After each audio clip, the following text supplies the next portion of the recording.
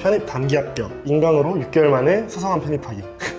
여러분은 이런 글이나 영상들 보면 웃기지 않나요? 결론만 말씀드리자면 다 헛소리입니다. 제발 속지 말아주세요. 우리 솔직하게 이야기해봅시다. 고등학교 때 6등급, 7등급 맞던 노베이스가 딱 6개월 편입 준비해서 인설학교에 들어간다? 여러분, 저도 20살 넘게 인생을 살아봤는데 이게 가능하다면 진짜 역대급 날먹 아닌가요? 제발 편입의 피흡자도 안 해본 사람들의 영상 보지 말고 오늘 이 영상 꼭 참고했으면 좋겠습니다. 오늘 이 영상에서 제가 왜 이렇게까지 이야기하는지 확실하게 말씀드릴게요. 자, 오늘 일단 이야기할 건 이 여러 가지 편입 중에서 인서울 편입에 해당합니다. 잠깐 설명을 드리자면 우리가 이야기하는 편입의 종류에는 크게 3가지 정도가 있는데, 첫 번째는 공인영어와 학점을 통해서 준비하는 직업 편입, 두 번째는 논술이나 과학 과목들을 보는 연구대 편입, 그리고 마지막으로 가장 많은 학생들이 준비하는 인서울 편입이 있는 거죠. 그리고 이 인서울 편입 안에서도 이 문과인지 이과인지에 따라서 준비해야 되는 것들이 달라집니다. 문과는 이 편입영어 하나만 준비하면 되고, 이과는 이 편입영어에 더해서 편입 수학까지 준비하거나 아니면 이 편입 수학만 준비하는 경우도 있죠. 이거는 지원하는 학교에 따라서 달라집니다. 자, 이제 어떻게 준비하는지 알았으니 지금부터는 왜 노베이스가 단기 편입 합격이 거의 불가능에 가까운지 문과부터 말씀드려 볼게요. 지금 시기 문과 편입을 준비한 학생들이 학원에 가서 가장 크게 어려움을 느끼는 부분이 바로 단어입니다. 이미 단어 같은 경우에는 1월 혹은 3월부터 준비한 학생들은 고등단어 같은 경우에는 많은 부분 마스터를 했고, 편입영어 단어도 5회도 이상 진행해서 표제어 정도는 거의 완벽하게 외우고 있죠. 하지만 이제 공부하기 시작한 노베이스 학생들은 어떨까요? 아마 고등단어조차 제대로 되지 않았을 확률이 굉장히 큽니다. 이 학생들 편입 준비하는 매 순간마다 이 단어 때문에 굉장히 많은 스트레스를 받을 거예요. 편입영어가 크게 어휘, 문법, 논리, 독해 이렇게 크게 4가지 정도로 나뉘어져 있는데, 어휘 파트는 당연히 대놓고 편입영어 단어를 물어보기 때문에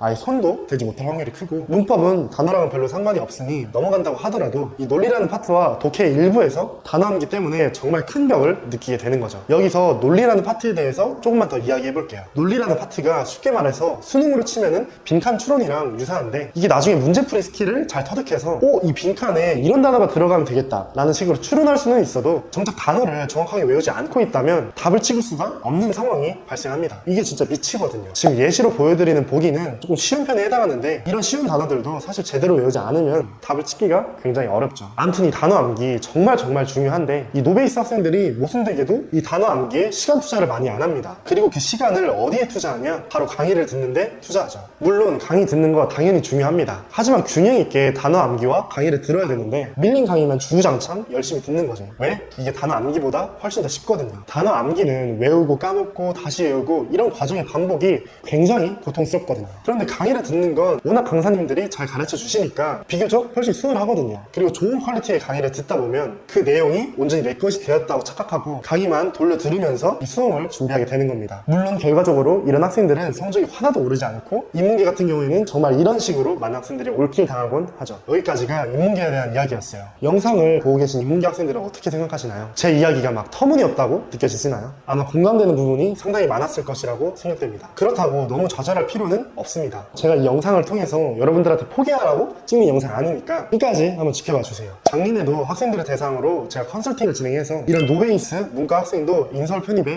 합격시켰거든요. 영상 후반부에 어느 정도 솔루션을 드릴 테니 일단 그 전에 이과 편입에 대한 이야기까지만 마무리 지어볼게요. 이과 편입을 준비하는 학생들은 1월에 시작하든 6월에 시작하든 정도의 차이만 다르지 물리적으로 시간이 굉장히 부족합니다. 그럼에도 불구하고 현강으로 학원을 다니는 친구들은 늦게 시작하더라도 영어, 수학을 둘 다 준비하게 되죠. 왜? 학원의 입장에서는 학원생들의 등록이 매출이고 이익이거든요. 그래서 솔직하게 이야기하지 못하고 선택의 폭을 운운해가며 영어, 수학 둘 다 준비할 것을 권합니다. 이게 사실 이과 학생들을 망치는 가장 큰 원인이에요. 아까 문과 학생들에 대한 이야기를 했을 때도 느끼셨겠지만 이 편입 영어 절대 만만하게 봐서는 안 됩니다. 굉장히 많은 시간과 노력을 투자해도 모자랄 판인데, 이거에 더해서 수학까지 준비하는 건 말이 안 된다는 거죠. 단기간 편입을 준비해야 되는 이과 학생들 같은 경우에는 수학만 준비하는 게 맞는 거예요. 절대 2가지를 다 가져갈 수는 없습니다. 그리고 이제 수학을 준비한다면 반드시 알아야 하는 포인트가 있는데, 그건 바로 많은 문제풀이를 통해서 유형 암기가 굉장히 중요하다는 겁니다. 우리가 수능 수학은 뭐가 중요하다고 하죠? 이 개념에 대한 게 굉장히 중요하다고 이야기하죠.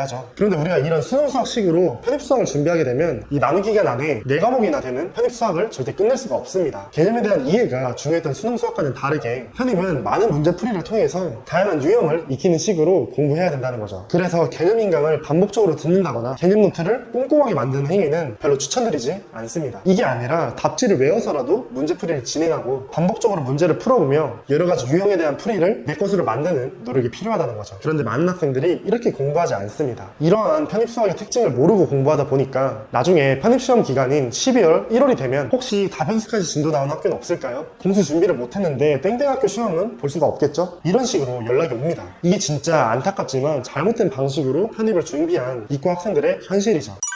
이렇게까지 얘기했는데 여기까지 영상을 보고 계신 분들은 그럼에도 불구하고 올해 분명히 합격을 하고자 하는 마음이 굉장히 큰 학생들이라고 생각이 듭니다. 제가 늦게 준비했지만 그래도 인서울 편입에 합격한 학생들의 데이터를 토대로 지금부터 어떤 식으로 준비하면 좋을지 문과와 이과를 나눠서 설명드리도록 하겠습니다. 우선 문과 학생들은 무조건 하루 6시간에서 7시간 이상은 영어 단어 암기에 투자하시길 바랍니다. 당연히 스트레이트로 6시간, 7시간을 쭉 보는 건 비효율적이고요. 하루 3번에서 5번 정도 나눠서 보는 거죠. 그리고 단어 암기한 것들 무조건 시험 보시길 바랍니다. 하루에 오전이랑 저녁 이렇게 2번 정도 텀을 두고 시험 보는 걸 권하죠. 그럼 보다 확실하게 암기하실 수 있을 거예요. 그리고 남은 시간 최소 3시간에서 4시간 정도는 강의를 듣고 문제를 푸는데 시간을 투자하는 겁니다. 제가 권하는 거는 강의를 1시간에서 2시간 정도, 그리고 문제풀이를 2시간에서 3시간 정도. 여기서 핵심은 강의를 듣는 시간은 최소한으로 줄여야 되는 거고, 이 문제풀이 하는 거, 특히 논리나 독해 문제풀이를 보다 많이 할 수 있게끔 계속 비율을 조정해야 되는 거죠. 그리고 문제에 대한 해설 강의를 들을 때도 현재 수준에서 가져갈 수 있는 문제풀이만 가져가시길 바랍니다. 절대 다 가져갈 필요 없어요. 대신 이런 식으로 공부를 반복하고 단어도 어느 정도 완성도를 높여가면 흡수할 수 있는 것들이 훨씬 더 많아질 테니 너무 조급하게 생각하지 않으셨으면 좋겠습니다. 자, 이제 이과 학생들, 아까도 말씀드렸지만 절대로 영어, 수학 둘 다 공부할 수 없습니다. 수학 하나만 준비하시는 걸 권할게요. 물론 편입수학 과목을 어느 정도 준비해본 경험이 있다거나 영어가 정말 원어민 수준으로 높은 학생들은 제외하고요. 제가 이야기하는 건 영어, 수학 둘 다 노베이스였을 때예요. 그리고 이제 수학을 공부한다고 하면 이 과목별로 얼만큼 중요도를 차등하는지도 굉장히 중요해요. 이 공부에 대한 중요도를 미적분, 다변수, 공업수학, 선형대수 이런 식으로 두시길 바랍니다. 원래 과목을 배우는 순서랑은 다르죠. 맞습니다. 당연히 미적분, 선형대수, 다변수, 공업수학 이런 순서대로 강의를 듣고 공부하는 건 맞는데 이 중요도가 다르다는 거예요. 뭐가 뒤로 빠졌죠? 선형대수가 뒤로 빠졌죠. 이 선형대수가 제가 학생들한테 많이 이야기하는데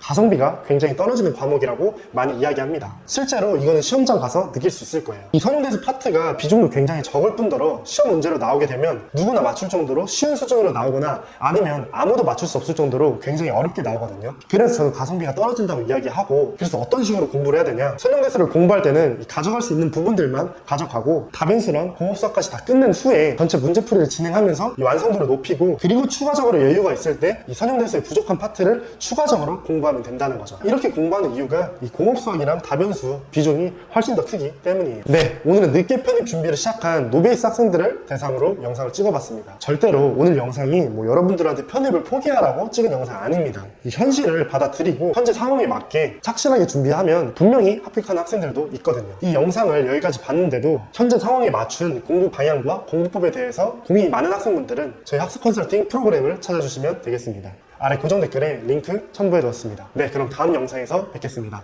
안녕.